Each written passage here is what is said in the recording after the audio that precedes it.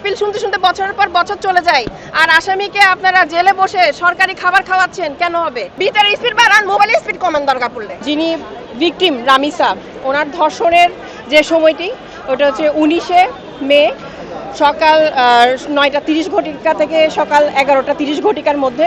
এখানে 16 জন সাক্ষী মোট সাক্ষী দিয়েছেন, যাদের মধ্যে রামিসার মা PW2 পারভিন আক্তারের সাক্ষীকে আমলে নিয়েছে এবং সব সাক্ষীকেও আমলে নিয়েছে।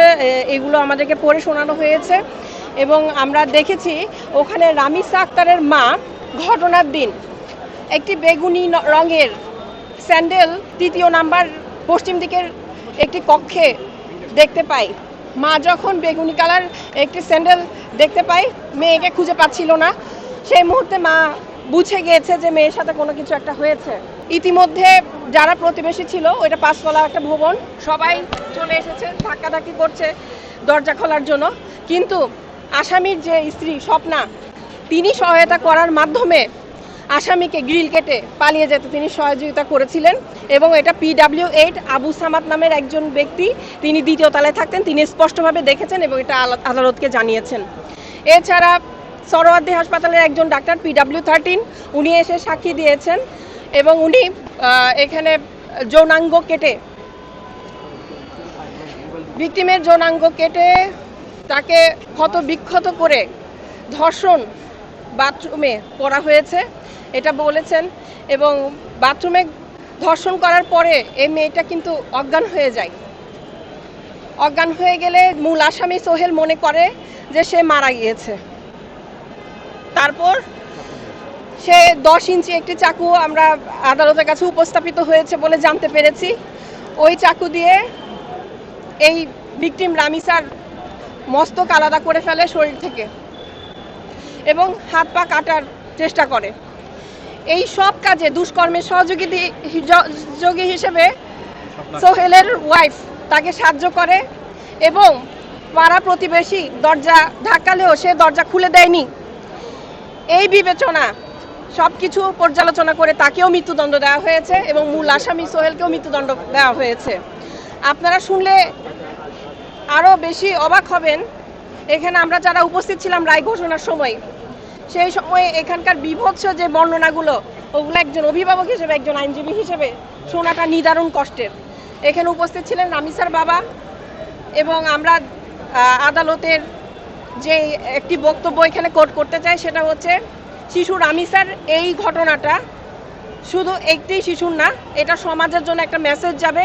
সেখানের মধ্যে একজন নারী হয়ে স্বপ্না কিভাবে একজন শিশুর এই ধরনের পাশবিক নির্যাতন নিজ চোখে সহ্য করেছে, এই বিষয়ে আদালত নিন্দা জানিয়েছেন এবং তাকেও দুষ্কর্মের সহযোগী হিসেবে একই শাস্তি সোহেলের মতো মৃত্যুদণ্ড দেওয়া হয়েছে।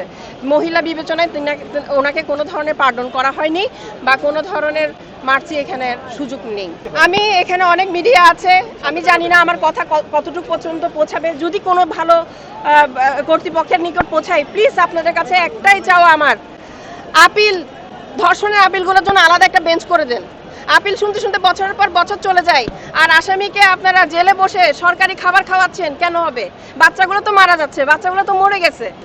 বাচ্চাগুলোর আপিল শুনতে শুনতে এত বছর লাগবে কেন? ডেথ রেফারেন্স শুনানি হতে এত বছর সময় লাগবে কেন? এগুলোর জন্য আপনারা একটা দ্রুততম প্রক্রিয়া করেন। বাংলাদেশে মেট্রো রেল হচ্ছে, এলিভেটেড এক্সপ্রেস হচ্ছে, একটা আপিল বেঞ্চ চাইতে পারি না?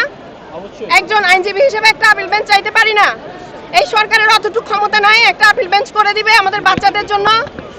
আমাদের বাচ্চারা যে নির্বিচারে খুনের শিকার হচ্ছে, গুমের শিকার হচ্ছে, ধর্ষণের শিকার হচ্ছে, বিচার এখান থেকে হয়ে যাচ্ছে, এভাবে আপনারা চলেও যাচ্ছেন। এরপর আপিলে গিয়ে যে আটকে যাচ্ছে, এই বিষয়ে কেউ কথা বলছেন না কেন? একটা বেঞ্চ নাই, একটা বেঞ্চ করা যায় না আপিলের জন্য? একটা বেঞ্চ 20 কোটি মানুষের জন্য দিয়ে রাখেন, তারপর এটা যুগের পর যুগ আপিল শুনতে পারে না। এই ধরনের কেন হবে? 5G স্পিড আসতেছে, মোবাইলে আপনারা ইন্টারনেট স্পিড বাড়াচ্ছেন, বিচারের স্পিড বাড়াইতে চান না কেন? বিচারের স্পিড বাড়াইতে চান না বলেই তো চোর ডাকাত খুনি ধর্ষক বেড়ে যাচ্ছে। বিচারের স্পিড বাড়ান, মোবাইলের স্পিড কমান দরকার পড়লে। আর একটা কথা বলি, এই ঘটনার রায় শোনার সময় আমরা 164 যেটা শুনেছি, ওখানে আসামি নিজেই বলেছে সে মাদক গ্রহণ করত।